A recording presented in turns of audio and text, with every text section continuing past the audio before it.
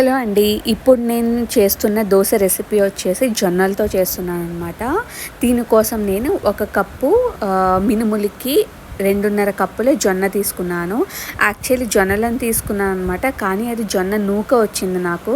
So అందుకని 2.5 cup జొన్న నూక వేసాను. మీ దగ్గర జొన్నలు ఉంటే గనక 2 కప్స్ వేస్తే సరిపోతుంది.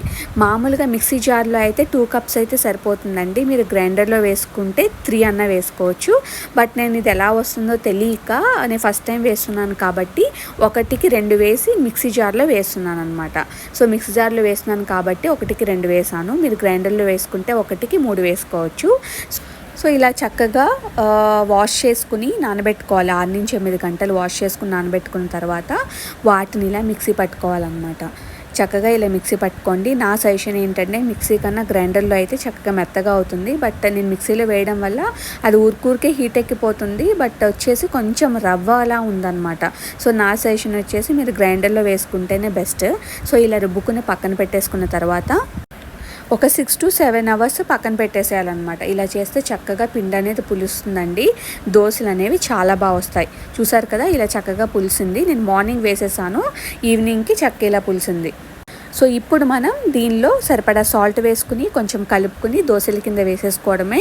అండ్ దోశలు అయితే చాలా బాగా వచ్చాయి అండ్ హెల్దీ కూడా.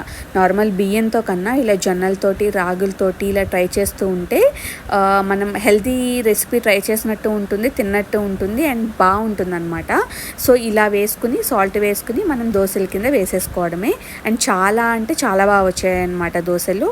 అండ్ ఇంట్లో చిన్నపిల్లలు కూడా వాళ్ళకి జొన్న రొట్టెలు అవి ఎక్కువగా తినలేరు కొంతమంది. మా పాప అయితే కొంచెం తినలేదు. సో అందుకని తన కోసం ఇలా దోశల కింద ట్రై చేశాను అనమాట. అండ్ దోశలు అయితే చాలా బాగా వచ్చాయి. మా పాప కూడా చాలా బాగా తింది. చూసారు కదా దోశ ఎంత చక్కగా క్రిస్పీగా వచ్చిందో. అండ్ దోశ అయితే చాలా బాగుందండి.